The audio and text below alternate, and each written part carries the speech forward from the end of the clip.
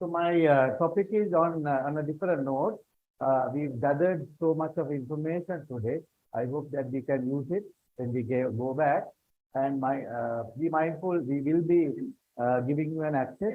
So let's keep this forum going. There are a lot of knowledge around us, just around us. Let's use it and let's go back and use it in our places that we support our sportsmen and women. So my topic is on the zero sports injuries, that's a theme, and then how we can look at having a sports profile. This is not a new thing for the first world, but it's slightly a new thing for us. Let's look at what are they. So I'll give you just an introduction to the new trend for you to think differently, and of course the case study what we have done. So why are we here today? We are here today to look at things differently. We are here today to learn something and go back and add value to our people who are our customers or the sportsmen and women. So the time has come to think differently. We call it as there's a name called a nice word called a paradigm. Paradigm is the way we look at things. So we go on the same stream.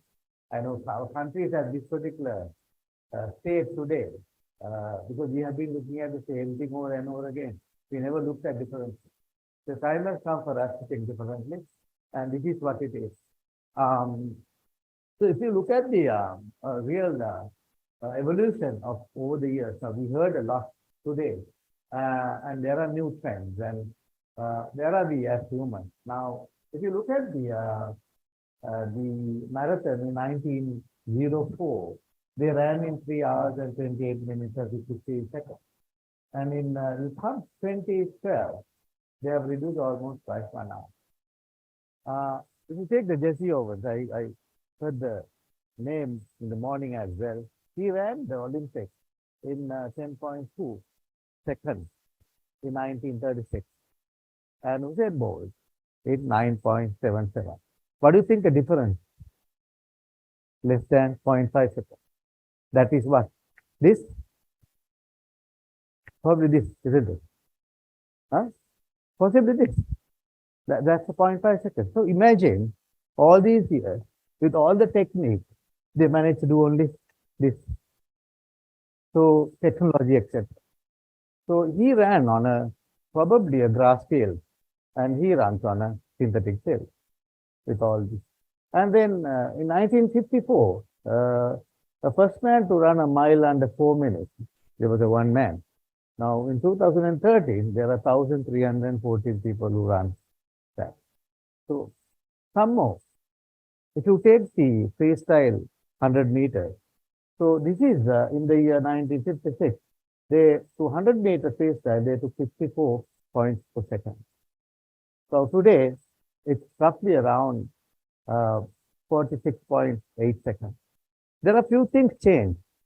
A, the somersault, you can change rather than turning. It started. And then B, the pools, those days, swimming pools did not have a water flow. It goes and gushes, and when you go there, it hits back. Now only you have a gutter around. They changed that in 1976. And also, not to mention the aerodynamic swimsuits. If you take the cycling in 1972, they ran within 1 hour, they rode 30 miles. Now, 1996, we do 35 miles. But they have tried the same man to ride the old bicycle, they could only do 30 miles. Same thing what he did. So these all aerodynamic, all these bicycles. So the whole idea is what I'm trying to get at. So technology and other facilities definitely would improve performance. That's nothing much. It's about this. Right? So therefore, just look at differently. There is a changing gene pool. Our bodies are changing for sports, and there's technology that we use that has an effect. And of course, the psychology, the mindset, and then the food, nutrition. We spoke about it in the morning. So does the size matter? එක size එකකට වැඩක් තියනවාද? Fast bowler කෙනෙක් උස වෙන්න ඕනද? Do we need? Better, no? Better to have, no? Is it? So if you look at the gene pool, there's a massive change in the gene pool. If you look at in 1920s, high jumper was tall and short, short put. That guy was shorter. Now you have a big, huge guy in 12. And if you look at the same thing, this is the Leonardo da Vinci. He wrote centuries ago. The arm span is equal to the height. Now, if you look at the NBA, basketball players, their arm spans are longer than the height. If you take the Kenyan long distance runners, they are the tallest now. If you get the marathon runners, those they were not tall. Now they're very tall. And legs are very lean, was the muscular. So the gymnastics, all them and become shorter and shorter. Have you ever noticed it? These are the facts. So is there a gene pool or is there a selection, natural selection, or is there something happening without our knowledge? Are we selecting the guys who are taller to play basketball? So these are the things we had to look at. I know Arjuna, long years ago, he went around and searched for guys who are taller, shorter. Still it's happening around to play cricket. Right? So it's nice to see what's the basis behind this. But there's something happening to our bodies. Anyway, there's the other area. So now as coaches, you know, you would initially say it's painful. Now people cut like coming to classroom. They don't like to go to practice sessions. It's painful. They don't enjoy it. So there's a thing called a no pain, no gain. That's what as coaches, and we used to tell them, you know, we used to tell, long years ago, I became a small coach in that was 1983. I trained St. Thomas of Gurutala under 13 cricket player. So my idea was no pain, no gain. I used to take kids to take 2 kilometer run every day and then got the fastest and that's the mindset that I had at that time. I was just getting into medical school at that time. So if you really look at the intensity, we got Safin spoke about many things that's related to this. You have three types of intensity of training. You can do easy or light training. You can go to somewhat hard to hard and or hard to very hard, right? So if you really look at, you can chat while training, you can run and do that thing. Short responses only. When you do medium intensity training, you high intensity training, you can't talk. You're breathless. If you really look at the today's training, right, the top 10 athletes, they always look at low intensity training and then the moderate and the high intensity training. This is the top 10 athletes. This is the Nivers way of looking at things. I think Safin would agree with me. He's one of the top athletes in ice skating. So this is the basic how they have moved over the years. You could see still they look at green zone, little bit of middle and red zone. Simply as our bodies are every time when you move, we will have. This is a Kenyan runners. They do the same thing, right? So our bodies are get tired, not outside, but internally, it's tired. We have to regenerate. Every time when now we are seated here, so many things are happening within the body, even the blood cell. So much things are damaging. So they have to repair. You need time to repair. So if you do high intensity training, there's no time to regenerate. That's where it is. So therefore, you'll have to find your own tempo. You have to get the specific, like Safin says, specific sports will have specific way of doing training and then the rehabilitation, etc. So let's look at differences. So the need is you have to look at general conditions of a person. The general medical conditions are good, the sleep, etc., are good. Then the techniques that you use in training, that's up to you to do. And then a mindset, how intense that they can go to, how much of stress that they can take it. And in the nutrition, we had an excellent overview to this. and of course, other use of technology. Um, so what we did was 2015, we started this, we identified this at the school level because our surfaces are very hard, unlike in England or other countries, let's say rather, our surfaces are very hard and our bodies are small, right?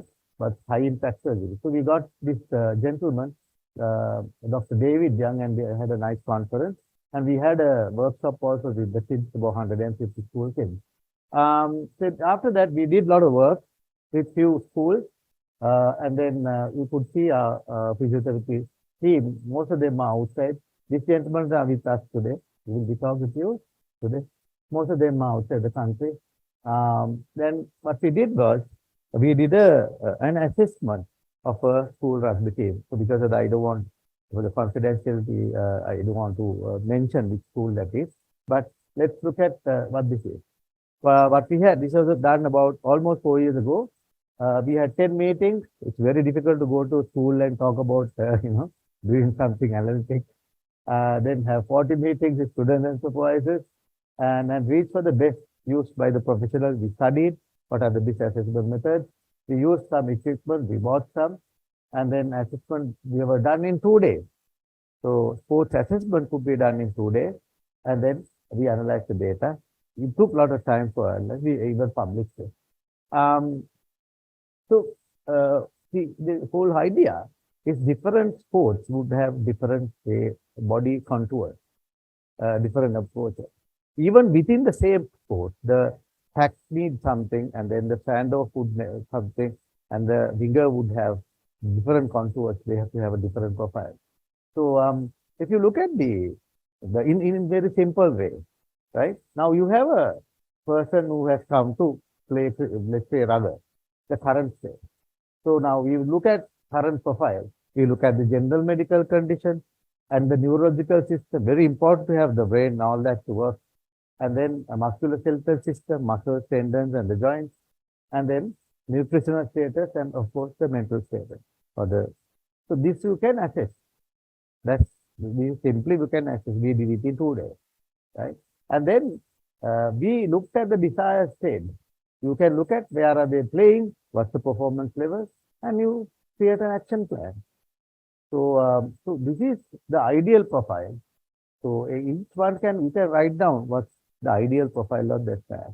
What's the speed that they want? Takes some time, but still you can do it.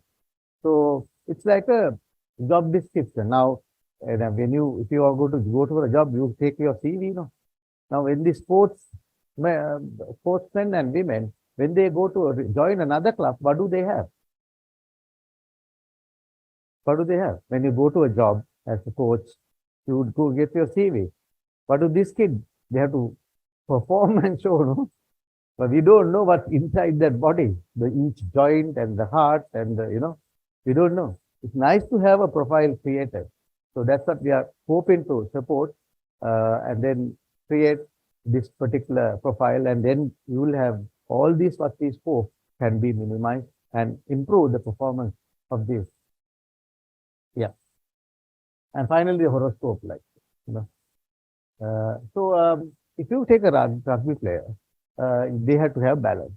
There are generic things that they have to have. General level basic general level balance is a speed they'll have to have, and then strength they have to have, and then the stability and the focus. So those are general things that they have to have, right? These are names, but we have to all these items, the characteristics they should have. Then they have a, let's say, pact. If they are working in pact, it's a different specific needs that they need. Now, this is we got it from internet, but everything, arms usage, you can, all these are available. We know exactly what kind of a pressure that they carry. Like Shafin said, you can assess what sort of a, so now the person who comes like a Natta fellow now, like a Halmaster fellow, and going to do it in a pack. They say, no, I want to go to a pack. So probably if they have that strength and all that, then you can grow them over the years, so a couple of years. So this is what is happening with So you need the spinal system and reflexes, all that. You need the muscles, joints, and then of course the nutrition, again the focus. So again, going back to this, so what we did was we analyzed them. I'll tell you, Kamila will help me to do the analysis part of it. We screened them, right? We injured, we put the rehabilitation, risk of injury, and healthy guys, we did conditioning. So the whole cycle went on. Phase two, we did rehabilitation and conditioning, and then again, they go to the match. Meanwhile, phase three, we did the physical education session, nutritional support, and the psychological. Here, musculoskeletal mostly.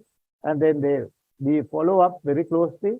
And during the game, they got injured, we got them back, and the conditioning. This is the cycle that we used. The first thing, what we did was, Chavila, can you help me out now? Chavila is our head of physio at our Impulse Physiotherapy Lab. Chavila is a very qualified physiotherapist. Chavila, you can take over. I'll support you. So this is the first phase of our first phase of our study, which was screening. We did a general medical screening, and in terms of physiotherapy aspect, we did the assessment on balance as well as the flexibility and the strength of the players. Also, we did a little bit of nutritional assessment and the stress management assessment. Yeah, in medical assessment, we did the basics like height, weight, BMI, general examination. We went through systems and checked their heart and the reflexes, etc., etc. And then we did some blood tests, two very bare minimum blood tests. And some we had to do special tests like X-rays and the others because of they had deformity.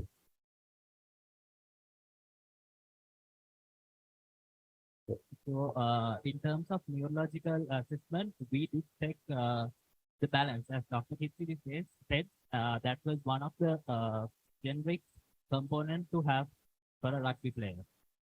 So, in order to do this, we selected a scoring system called BEST, that is balance error scoring system.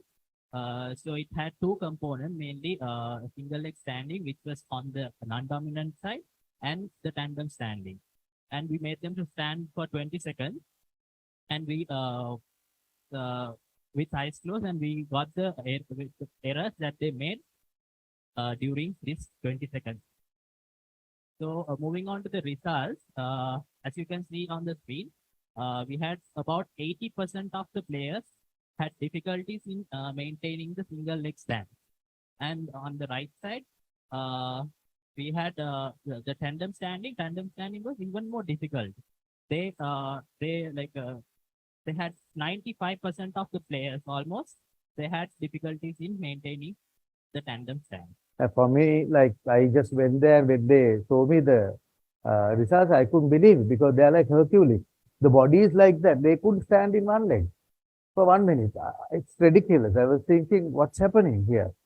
So that's where we went to more into analysis. So to conclude this part of assessment, so as I said earlier, they had many balancing issues. This could be due to mainly two reasons, ankle injuries as well as the concussion, and also other related injuries can be contributed to this fact. So when they have less balance, what can happen?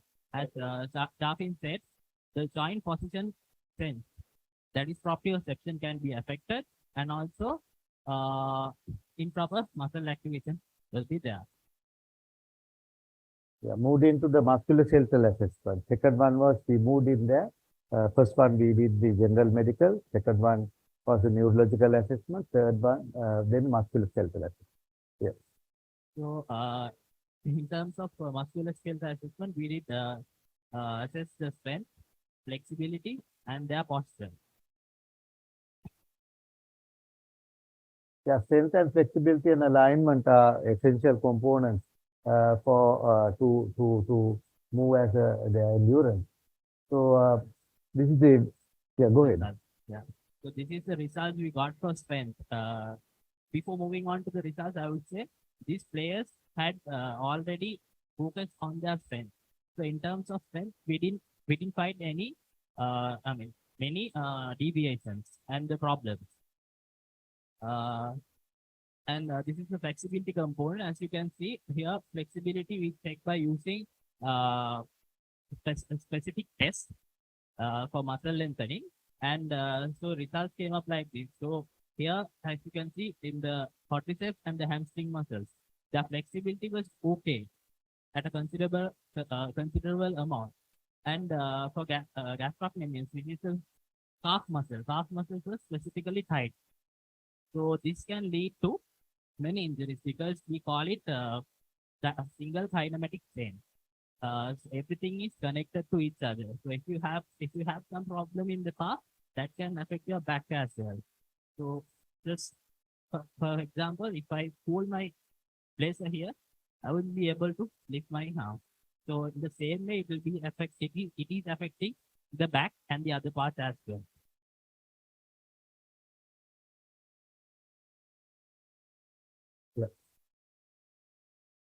Yeah, we can move to postural analysis. The posture is the other component a player should have. Posture is very important. We have different postures. Each and every individual will be having different postures, and we consider them as the best posture. We assume them as the best posture, but it might not be correct.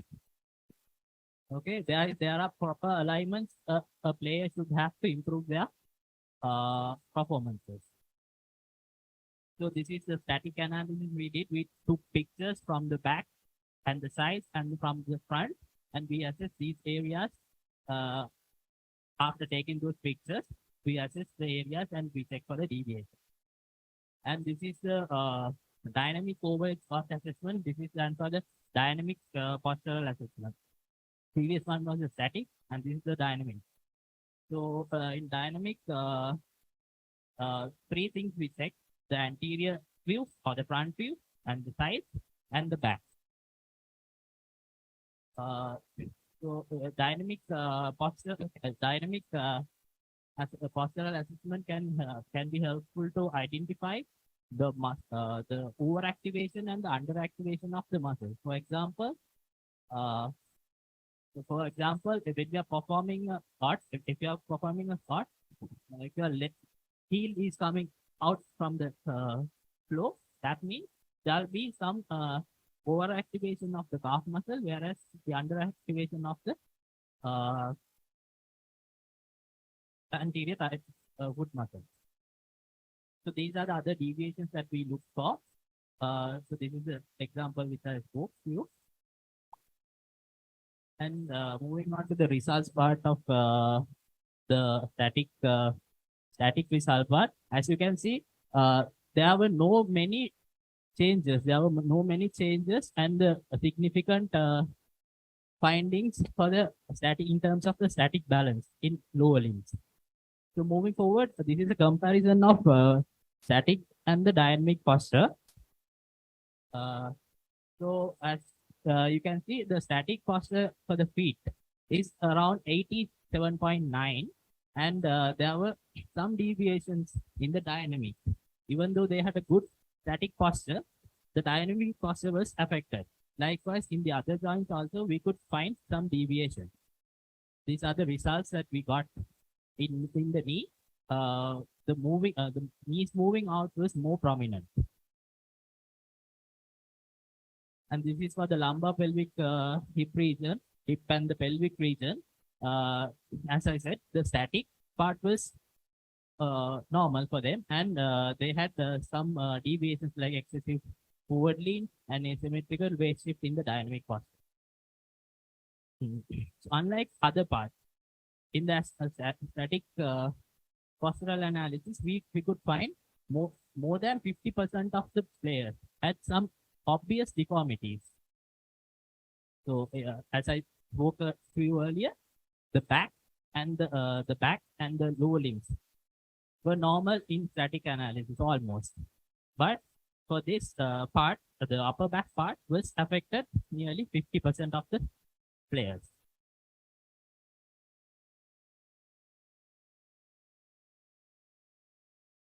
And this is the dynamic analysis of the upper back. Almost 70% of the players had issues with holding the arm and shoulder elevation. This could be due to underactivation or overactivation of the muscle. For example, arm fall. Arm fall can happen due to the tightness of the latissimus dorsi and major pectoralis major overactivation. So to conclude this, in the static posture, there were minimum errors and minimum significance. Whereas in dynamic analysis, we had deviations. So ඒගොල්ලන්ගේ අපි photos අරගෙන බලුවාම මොකුත් changes වැඩි තිබෙන්නේ නැහැ. හැබැයි මේගොල්ලෝ move වෙන්න පටන් ගත්තාම තමයි අපිට dynamic posture එකේ ප්‍රශ්න තියෙනවා කියලා අඳුරගන්න පුළුවන්. So when the muscles are not properly activated, because of this, when the muscles are not properly activated, we have this postural dynamic issues. So the joints will not be stable because of that. So obviously the player will be more tend to have the injuries. Yeah, we did the nutritional assessment and we asked some questions from them about their food. They only 23% had the nutritional counseling. And then if you look at the special diet, only 14% had the special diet. Whatever at home they take and eat and run.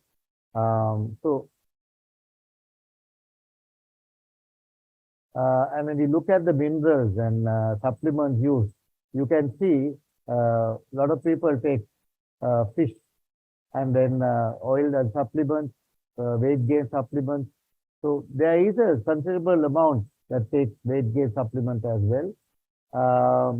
So most likely choose, they would, which of the following are most likely to choose, the healthy diet or the unhealthy diet, but they would say healthy, but definitely there's improvement. We looked at the carbohydrates, etc.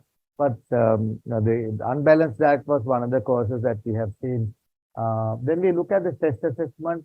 One of the key things that we looked at, they were very worried and obsessed about they might get sick tomorrow. And that's one of the problems that they had. It's not the game. It's about their own body. So that's what we realized. They have some kind of issue. So they think that they might get sick tomorrow. That's one of the key areas we found.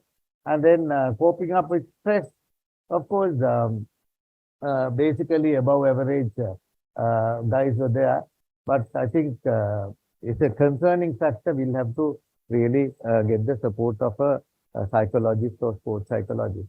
So action plan, what we looked at is to create a sports profile for individuals and then look at, give that, if you have that sports profile, you know what's the current condition and put it in paper. Now, all what we used here, or we didn't use any gadgets. I know people talk about now, I get the most of the requests to, why don't you have a smart classroom? So what people do is go and put an electronic smart board and say it's a smart classroom. It's not the smart classroom, it's what you do inside. So this is the classic example. You can do everything manually, and once you have the technology, you can use it. But if you don't train them manually to analyze them and have a nice profile of them and have that file, or you can put it into easily a Google sheet or carry on Excel sheet, and that would add a lot of value as well as prevent injuries. So this is what it is. We hope that we could welcome to zero sports injury, like we had zero doping incidents now. Let's work towards that. Thank you very much for kind listening. Thank you so much.